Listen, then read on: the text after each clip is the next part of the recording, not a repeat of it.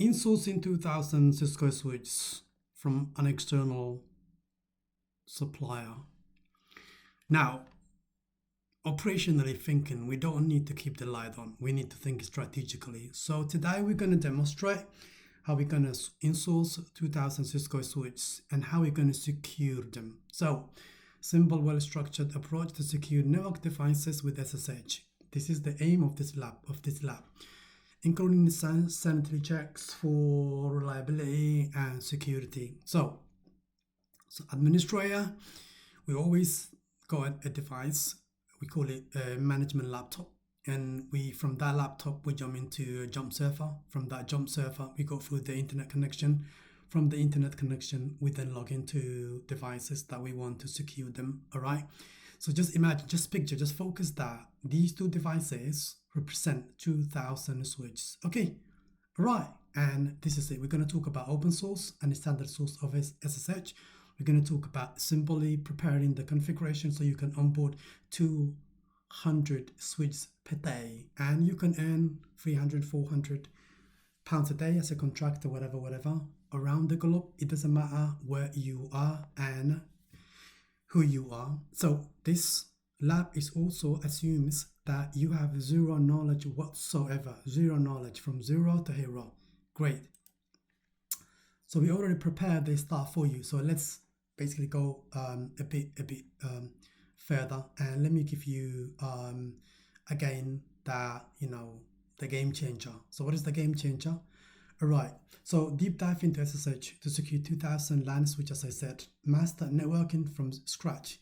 Accelerate, enhance your existing knowledge. Either choice, all right, is applicable to anybody. So I am Mohammed Usami. In my earliest 20s, back in 2000, as a civil servant, administrator, I took a completely different direction and I went into IT world and its ecosystem because I wanted to earn the money. All right, somebody told me that Mohammed is an opportunity, you're young, so come and dive in. It was my ex-classmate, and I met him after 2 years. So he said, wow, let's give you a demo. He gave me a demo and then completely overwhelmed me and completely changed my complete direction. Okay, so therefore every lesson I share carries 20 years of experience, all right, behind it. So take it to your heart, all right? So from zero to hero is what we're aiming for here. So building a network device like routers and switches, an access point needs a great power. And we say great power comes with great responsibility as well. All right, so that you need to ensure data flow between computers, servers, and other devices, and endpoints like laptops, computers, as well and so forth, so that you allow the network to grow to support more users, more applications, more resources, and more data traffic as your business expands and your business growth. Okay, great. So while we need to build and provision network devices to meet our daily operational needs, we also need to secure them so that we set their security for local login and also remote login. Therefore, Cisco, this lab aims for Cisco. So what I have just shown you, everything is based on Cisco, remember, okay? So Cisco provides various methods to secure devices during local login as well as remote authentication. So we are going to use local credential as well as remote login protocol to secure the 2000 devices, 2000 Cisco switches that we are onboarding. So let me give you a bit of history, all right, and the types of remote and the local login available in Cisco devices. So SSH is also called remote protocol, all right? There are two flavors.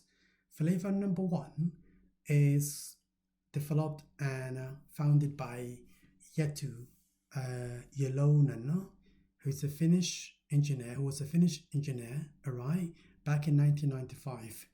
SSH is an open standard. It's not an open source. Open standard managed by International Engineering Task Force, who are responsible for the protocols that make up the internet. What SSH will give you is security as well as encryption. What encryption means, we're going to see in a minute. So that the data traveling between the endpoint, okay, the client, okay, that you are logging in, this client, all right, all the way to these devices, the data is encrypted. Otherwise, the secure channel will be absolutely exposed on the internet, and anybody who has internet access can piggyback and get your credential. They might be even log into the remote device before you even reach them, so they log you off. So SSH gives you 3 critical security, okay, method: encryption, authentication, and integrity. All right, people who have no integrity cannot be trusted. How? It uses a technique called cryptographic technique. All right, and that is they use advanced encryption, RSA, Diffie-Hellman group. Okay, which makes them a completely trusted protocol for remote access and file transfer. So if you talking about the 2000 Cisco devices, you're gonna ask me, Mohammed, what version they running? That's the first thing you need to check, because when you're insourcing such a huge, I don't say huge, such a large number of devices, you need to know what version they're running on. Otherwise, you cannot secure them, so you stop insourcing if they are very, very old, because you cannot secure. You need to ask the supplier to replace those devices with the right operating system, and then you can onboard it. All right, so all of this means that any device that running on these operating systems, okay, can be onboarded and can be secured with SSH. Great. So the other SSH is an open source, right? It's not open standard, and is used by Linux systems as well as Mac OS. Okay, so the following configuration sets secure remote administrative access to Cisco devices using SSH, protecting the device with password for local login console, all right, port, as well as a remote access SSH port. It ensures that SSH is the only allowed remote access protocol, which ensures secure encryption with RSA keys, and configures a local user for authentication, which means we're going to configure the host name, and a domain name to provide identification and a DNS support. All right, which means that we're going to use SSH to manage the 2000 switch that we are onboarding. We're also going to save the configuration so that when we reboot the device, they don't get lost. Okay, and we will also verify at the end of the lab. We will verify that we have configured SSH with every single switch on routers as well, if we're going to onboard other routers as well. So, a side note, it's easy for anybody else, okay, from 0 to 0, to use Notepad to prepare configurations and then simply copy and paste them into each device, okay? This approach allows us or any engineer to set up or provision devices without having to type the configuration repeatedly each time we're setting up a new device. It's a great way to save time and boost efficiency. So what do I mean by that? So let's say, for example, R1, R2, R3, R4, R2000, switch 1, switch 2, switch 3, switch 3, switch 4, 5, switch 2000. Now, can you imagine you're going to type every single command on every single switch? You never finish until you die. So what we are aiming here is to prepare the config in a notepad and then copy and paste them into each device. Now, I'm going to warn you though, you need to alternate the name, the domain name or host name, and the IP address if you want to really do something that absolutely crazy. That means writing and scripting, or you can manually change the host name each time, because everything else will be the same. The host name and the domain name and the domain name will be the same, but the host name should be changed on each device. So configuration, enable, config terminal, enable secret, line. So what you're doing, you just copy and paste in this. All right. So I've already typed in a notepad, and what we need, just to copy and paste it.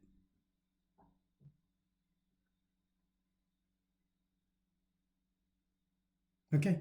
So the only thing that we need to alternate in here, if you want to log into switch 2, you make it this switch 2, all right, like this. Okay. Otherwise, everything else should be the same. So you don't need to change anything else, because you have the same password and the same username on every device.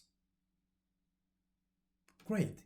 So while you reach at the end, you need to save the configuration by saying WR, write memory. Then you need to verify show IP SSH, which means that every single device is now securely configured with SSH. Great. How are you going to basically test to one of the device? So you say SSH user at sw1.fedidotechno.com, and that way you can, then you enter the password, done. You're now in the device.